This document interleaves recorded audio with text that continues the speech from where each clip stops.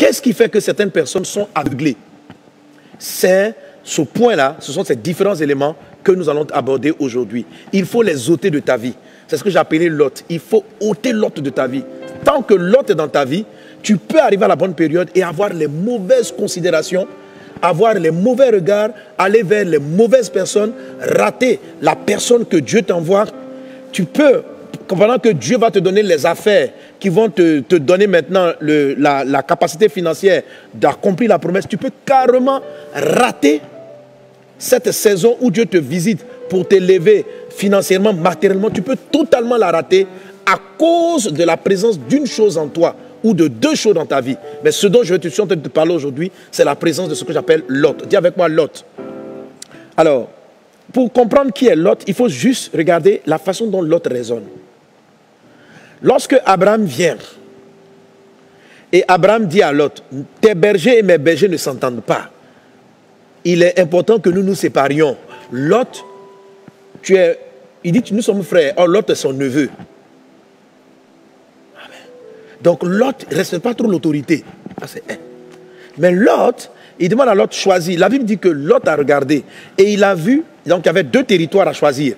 Il a vu le territoire le plus beau, le plus riche, le plus verdoyant. Et c'est vers celui-là qu'il est parti. En tant que neveu, il aurait dû dire à son oncle, choisis d'abord. Mais il a choisi avant, parce qu'il ne voulait pas que son oncle choisisse la zone verdoyante. Mais Abraham le savait. Abraham a sacrifié. Parce qu'il avait commencé à comprendre quelle était la mentalité, la façon dont Lot voyait les choses.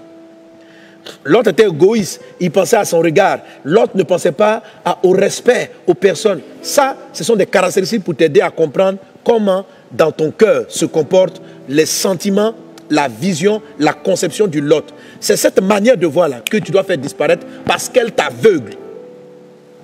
Elle t'aveugle, elle te ferme la vision, elle te ferme la vue, elle t'empêche de voir les choses comme Dieu veut que tu les vois. 1 Jean chapitre 2 verset 15, 1 Jean 2 15 dit ceci. N'aimez point le monde, ni les choses qui sont dans le monde. Si quelqu'un aime le monde, l'amour du Père n'est point en lui. Car tout ce qui est dans le monde, la convoitise de la chair, la convoitise des yeux, l'orgueil de la vie, ne vient pas du Père, mais vient du monde. L'autre, c'est quoi? C'est une manière de voir. Alléluia. Une personne peut être en retard dans sa marche, dans le service, dans son mariage, dans son travail, dans sa promotion, dans tout ce que tu peux imaginer, simplement parce qu'elle ne voit pas bien les choses. Elle les voit mal. Elle a une mauvaise perception, une mauvaise conception des choses. Tant que tu as du scrupule par rapport à l'apparence des choses, Lot est encore en toi, tu dois t'en séparer. C'est ce qui fait que depuis là, tu n'as pas d'enfant.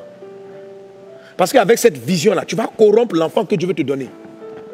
Tu vas amener l'enfant, au lieu de le bâtir sur les choses essentielles, la prière, toi tu seras là, tu es contente, mon enfant vient, on va aller à Paris, tu vas t'habiller là-bas, l'enfant est là, tu ne pries pas avec lui, tu es en train de convoiter tes copines qui amènent les enfants, quand elles sont là, elles ont pris des photos, elles mettent ce truc, nous étions à la Tour Eiffel, nous étions ici, c'est quand tu vois tes yeux briller, hey, Dieu, moi aussi je veux ma fille, quand je veux ma fille, je vais la tresser comme ceci. Est-ce que tu connais la vision de la fille que Dieu va te donner?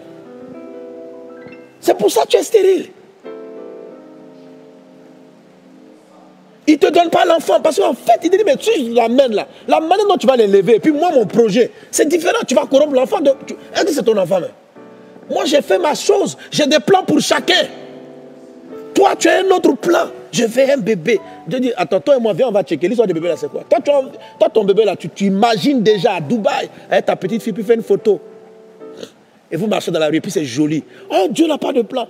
Je n'ai pas dit que vous n'allez pas aller à Dubaï. Mais le premier but de Dieu, c'est de former une guerrière de prière. Une femme qui a de la valeur.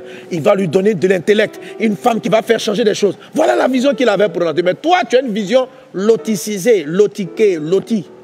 Sois délivré au nom de Jésus, tu vas voir ton enfant. Tu es trop en retard. Il y a trop longtemps, Dieu veut voir ton enfant. Tu tardes.